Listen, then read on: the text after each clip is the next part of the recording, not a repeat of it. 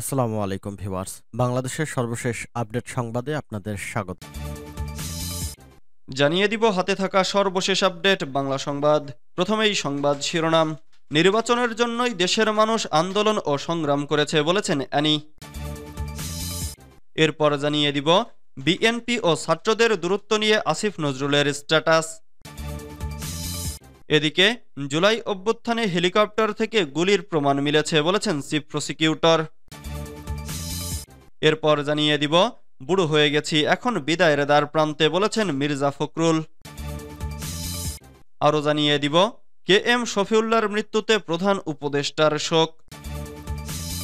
সর্বশেষ জানিয়ে দিব শৈত্যপ্রবাহের মধ্যেই আবহাওয়া অফিসের দুঃসংবাদ। এতক্ষণ শুনছিলেন সংবাদ শিরোনাম, এবারে বিস্তারিত। তবে অনুরোধ থাকবে ভিডিওটিতে একটি লাইক করবেন এবং কমেন্ট করে জানিয়ে দিবেন কোন জেলা থেকে আপনি আমাদের এই ভিডিওটি দেখছেন। নির্বাচনের জন্যই দেশের মানুষ আন্দোলন সংগ্রাম করেছে বলেছেন অ্যানি। দেশের সাধারণ মানুষ এই নির্বাচনের জন্যই আন্দোলন সংগ্রাম ও লড়াই করেছে উল্লেখ করে বিএনপির যুগ্ম মহাসচিব শহীদুদ্দিন চৌধুরী অ্যানি বলেছেন, আমাদের মহাসচিব মির্জা ফখরুল ইসলাম আলমগীর নিরপেক্ষ নির্বাচনের কথা বলেছেন। নির্বাচন দিতে হবে, তা হবে নিরপেক্ষ নির্বাচন। তিনি এ দাবিটাই করেছেন। রোববার ২৬ জানুয়ারি দুপুরে লক্ষ্মীপুর কলেজিয়েট উচ্চ বিদ্যালয়ের বার্ষিক ক্রীড়া প্রতিযোগিতা ও পুরস্কার বিতরণী অনুষ্ঠানে তিনি এসব কথা বলেন। অ্যানি বলেন, সরকারে যারা আছেন তাদের শোনার মানসিকতা থাকতে হবে। কথাগুলো যদি না শোনেন, উপলব্ধি যদি না করেন এবং যদি বিএনপি মহাসচিব সম্পর্কে একটা কাউন্টার তৈরি হয়, এটা কিন্তু ঠিক হবে না। এটা জাতির জন্য আরেকটি ক্রান্তিকাল হয়ে যেতে পারে, কারণ এ বিতর্ক পলাতক ফ্যাসিবাদীদের জন্য একটা সুযোগ করে দিতে পারে। এই সুযোগ দেয়া যাবে না। বিএনপি ও ছাত্রদের দূরত্ব নিয়ে আসিফ নজরুলের স্ট্যাটাস। সম্প্রতি বৈষম্য বিরোধী ছাত্র আন্দোলনের নেতৃবৃন্দের সঙ্গে বিএনপির নেতৃবৃন্দের সম্পর্কে টানাপোড়েন তৈরি হয়েছে। বিভিন্ন বক্তব্যের বিপরীতে বক্তব্য দিয়ে দূরত্ব দৃশ্যমান হয়েছে। এর সুযোগ নিয়ে পতিত স্বৈরাচারের দোসররা গত কয়েকদিন সামাজিক যোগাযোগ মাধ্যমে ব্যাপক গুজব ছড়িয়েছেন। ফলে গোটা দেশে একটা ভয়ভীতিকর পরিস্থিতি সৃষ্টি হয়েছে। এ বিষয়ে আইন উপদেষ্টা আসিফ নজরুল বিএনপির সাথে ছাত্রনেতাদের কোনো দূরত্ব বা ভুল বোঝাবুঝি কাম্য নয় বলে মন্তব্য করেছেন। রোববার ২৬ জানুয়ারি দুপুরে তার ভেরিফাইড ফেসবুক পেজে এক পোস্টে এ মন্তব্য করেন তিনি বলেন, বিএনপির সাথে ছাত্রনেতাদের কোনো দূরত্ব বা ভুল বোঝাবুঝি কাম্য নয়। এটি গণতন্ত্র হত্যাকারী আওয়ামী লীগ নেতাকর্মী ও তাদের দোসরদের কতটা উৎসাহিত ও বেপরোয়া করে তুলতে পারে তার কিছুটা প্রমাণ আমরা গত কয়েকদিনে পেয়েছি। জুলাই অভ্যুত্থানে হেলিকপ্টার থেকে গুলির প্রমাণ মিলেছে বলেছেন চিফ প্রসিকিউটর। আন্তর্জাতিক অপরাধ ট্রাইব্যুনালের chief prosecutor advocate Tajul Islam সাংবাদিকদের জানিয়েছেন, জুলাই আগস্ট অভ্যুত্থানে হেলিকপ্টার থেকে র্যাবের গুলি করার প্রমাণ পাওয়া গেছে। আন্দোলন দমনে হেলিকপ্টার থেকে নির্বিচারে গুলি গণহত্যার পরিকল্পনা বাস্তবায়ন করেছেন র্যাবের সাবেক মহাপরিচালক হারুনার রশিদ। রবিবার দুপুরে আন্তর্জাতিক অপরাধ ট্রাইব্যুনালে শুনানি শেষে এসব কথা বলেন চিফ প্রসিকিউটর। শুনানিতে ট্রাইব্যুনাল জানতে চান হারুন কোথায়। চিফ প্রসিকিউটর জানান, তাকে গ্রেফতারের চেষ্টা করছে তদন্ত সংস্থা।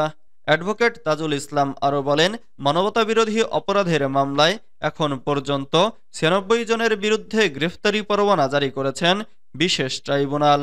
এর মধ্যে ৫০% কম আসামি গ্রেফতার হয়েছে। শুরুর দিকে দুর্বলতা থাকলেও এখন গ্রেফতারে তৎপর আইনশৃঙ্খলা বাহিনী। এর আগে এদিন র্যাবের সাবেক মহাপরিচালক হারুনার রশিদের বিরুদ্ধে গ্রেফতারি পরোয়ানা জারি করা হয়েছে। জুলাই আগস্ট গণহত্যা মামলায় তার বিরুদ্ধে গ্রেফতারি পরোয়ানা জারি করেছে আন্তর্জাতিক অপরাধ ট্রাইব্যুনাল। বুড়ো হয়ে গেছি, এখন বিদায়ের দ্বার প্রান্তে বললেন মির্জা ফখরুল। ভোর থেকেই জন্মদিনে শুভাকাঙ্ক্ষী প্রিয়জনদের শুভেচ্ছায় সিক্ত মির্জা ফখরুল ইসলাম আলমগীর ৭৮তম জন্মদিনে দাঁড়িয়ে গণতন্ত্র ফিরে পাবার কথাও বললেন তিনি। রোববার ২৬ জানুয়ারি ৭৭ বছর পূর্ণ করলেন বিএনপির মহাসচিব মির্জা ফখরুল ইসলাম আলমগীর। ১৯৪৮ সালের এই দিনে ঠাকুরগাঁওয়ে তার জন্ম। জন্মদিনের অভিব্যক্তি সম্পর্কে মির্জা ফখরুল বলেন, বুড়ো হয়ে গেছি, এখন তো বিদায়ের দ্বার প্রান্তে। তারপরেও মনের ভেতরে যে স্বপ্ন, যে প্রত্যাশা, তা কিন্তু চিরঞ্জীবী আছে। সেটা হচ্ছে বাংলাদেশের গণতন্ত্র ফিরে আসবে। বয়সের এই প্রান্তে এসে এই বিশ্বাসটুকু আমি করি, আমাদের রাজনৈতিক যে সংকটগুলো, যে চ্যালেঞ্জগুলো, তা অধিকাংশই সমাধান করা সম্ভব হবে। বাংলাদেশ গণতন্ত্র ফিরে পাবে, সেই প্রত্যাশায় আছি। KM শফিউল্লাহর মৃত্যুতে প্রধান উপদেষ্টার শোক। মুক্তিযুদ্ধের অন্যতম সেক্টর কমান্ডার ও সাবেক সেনাপ্রধান অবসরপ্রাপ্ত মেজর জেনারেল KM শফিউল্লাহর মৃত্যুতে গভীর শোক ও দুঃখ প্রকাশ করেছেন অন্তর্বর্তীকালীন সরকারের প্রধান উপদেষ্টা প্রফেসর ডক্টর মুহাম্মদ ইউনূস। রোববার ২৬ জানুয়ারি গণমাধ্যমে পাঠানো এক শোকবার্তায় প্রফেসর মোহাম্মদ ইউনূস বলেন, ১৯৭১ সালের স্বাধীনতা যুদ্ধে সেক্টর কমান্ডার হিসেবে গুরুত্বপূর্ণ দায়িত্ব পালন করেন KM শফিউল্লাহ। ১৯৭১ সালে তিনি ছিলেন জয়দেবপুরে ২য় ইস্টবেঙ্গল রেজিমেন্টের ২য় প্রধান। তিনি মুক্তিযুদ্ধের সময় এসফোর্সের নেতৃত্ব দিয়েছেন। মুক্তিযুদ্ধে বিশেষ অবদানের জন্য বীরোত্তম খেতাব পেয়েছেন তিনি। দেশ স্বাধীন হওয়ার পর ১৯৭২ থেকে ১৯৭৫ সাল পর্যন্ত সেনাপ্রধানের দায়িত্ব পালন করেন KM শফিউল্লাহ। প্রধান উপদেষ্টা আরও বলেন, দেশ ও দেশের মানুষের প্রতি তার অবদান আমরা কৃতজ্ঞতার সঙ্গে স্মরণ করি। বাংলাদেশের সর্বস্তরের মানুষ তার বীরগাথা আজীবন চিরকৃতজ্ঞে স্মরণ করবে।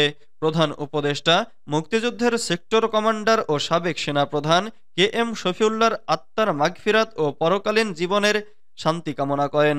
তিনি শোকসন্তপ্ত পরিবারের প্রতি গভীর সমবেদনা জানান। শৈত্যপ্রবাহের মধ্যেই আবহাওয়া অফিসের দুঃসংবাদ। দেশের বিভিন্ন অঞ্চলে কয়েকদিন ধরে চলছে শৈত্যপ্রবাহ।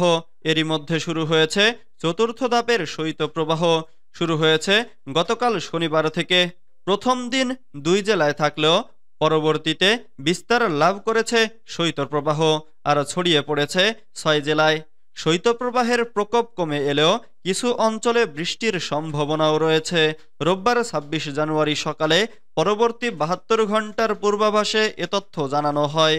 আবহাওয়া অফিস জানিয়েছে, রোববার রাজশাহী, চুয়াডাঙ্গা, পাবনা, নওগাঁ, সিরাজগঞ্জ, দিনাজপুর, পঞ্চগড় ও মৌলভীবাজার জেলার ওপর দিয়ে মৃদু শৈত্যপ্রবাহ বয়ে যাচ্ছে এবং তা অব্যাহত থাকতে পারে। রোববার সকাল ৯টা থেকে পরবর্তী ২৪ ঘন্টার পূর্বাভাসে বলা হয়েছে, দেশের দক্ষিণাঞ্চলে রাতের তাপমাত্রা সামান্য কমতে পারে এবং অন্যত্র তা প্রায় অপরিবর্তিত থাকতে পারে। সারা দেশে দিনের তাপমাত্রা সামান্য কমতে পারে। এ সময় শেষরাত থেকে সকাল পর্যন্ত দেশের নদী অববাহিকার কোথাও কোথাও মাঝারি থেকে ঘন কুয়াশা এবং দেশের অন্যত্র হালকা থেকে মাঝারি ধরনের কুয়াশা পড়তে পারে। আবহাওয়াবিদ আফরোজা সুলতানা বলেন, সোমবার ২৭ জানুয়ারি শৈত্যপ্রবাহ থাকতে পারে, তবে এর আওতা কমে আসবে। রোববার যেসব জেলায় শৈত্যপ্রবাহ ছিল, সোমবার সেসব জেলায় নাও থাকতে পারে। মঙ্গলবার ২৮ জানুয়ারি থেকে বাড়তে পারে তাপমাত্রা। এরপর দেশের উত্তর পূর্ব দিকে বৃষ্টির সম্ভাবনা রয়েছে। এদিকে আজ থেকে সর্বনিম্ন তাপমাত্রা ৮.৬ ডিগ্রি সেলসিয়াস রেকর্ড করা হয় নওগাঁ বদলগাছীতে। ঢাকার সর্বনিম্ন তাপমাত্রা ১৩.৬ ডিগ্রি সেলসিয়াস।